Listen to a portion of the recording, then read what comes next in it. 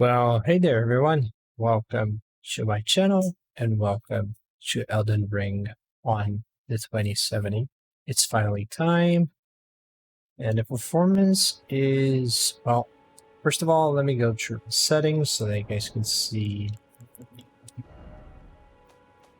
what we're running right now. Quality settings max, so it's all maxed out as far as it can go. It's the preset, so I didn't change it at all. I just the game gave me a high as the preset. I changed it to max it, and that's what it comes up with. So I didn't change anything as of yet.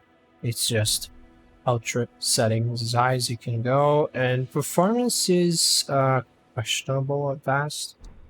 Honestly, like during the first say 15 minutes of gameplay, it was like solid 60, but once I actually got inside the open world, it took a dive to to the worst.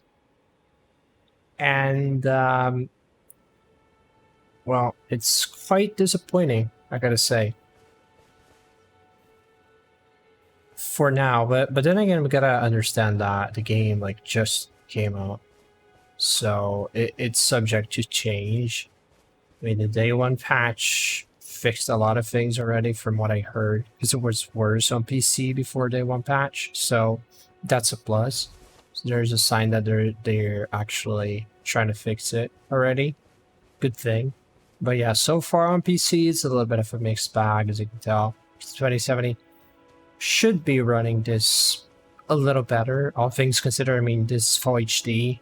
It's not quad HD. It's not 4K.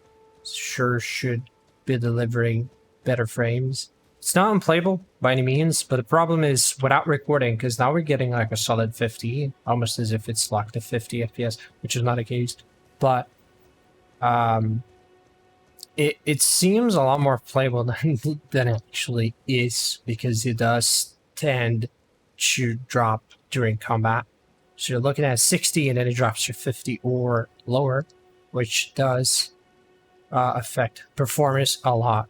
It's like night and day how much actually tanks performance. So I'm not really sure. I wouldn't say ultra settings is playable as often now. And I'm not a very good player myself, so that does also add up to the factor. So low frame rate and my lack of skill makes it so it's very tricky. But yeah, for now, if you want to play on ultra settings, I wouldn't recommend it. Nope. Because it really is all over the place. Like, you will get 60 FPS at times, but it will have your 40 FPS lower moments, which is not very nice. But I mean, if you can withstand that, or else you could lock it at 30 hertz, 30 FPS, which would then mitigate all the issues because it doesn't go below 30. But I mean, it's 2022, and well, 30 FPS is not really acceptable. So that really does depend on how far you're willing to go in order to get like a proper gameplay experience. Anyway, I'm not gonna show much because the game just came out. I don't want to spoil the game or anything to like new players. So I mean, you probably came here just for the performance itself. So I'm just gonna kind of, you know, walk around this part, which is right where you start. Actually, it's not really the starting point per se, but it's like one of the starting points. You gotta get there, like just no spoiler whatsoever. And I'm just gonna walk around so that you can see how the frames kind of fluctuate over time. But yeah, so far I'm kind of sad with the performance. I was expecting a little bit better performance, at the very least like 60 FPS, because like visually, I mean, it doesn't really correspond to what it's asking of the graphics card, if you know what I mean. I mean, I'm not saying the game is ugly by any means, but it's just that it's not really it doesn't match like The visuals don't really match how much it's asking at 2070, like 96% load. You should deliver 50 frames, and also the CPU is working a lot and stuff. It really should be a little less. Maybe should be a little less intensive on the card for 60 FPS. But what do I know?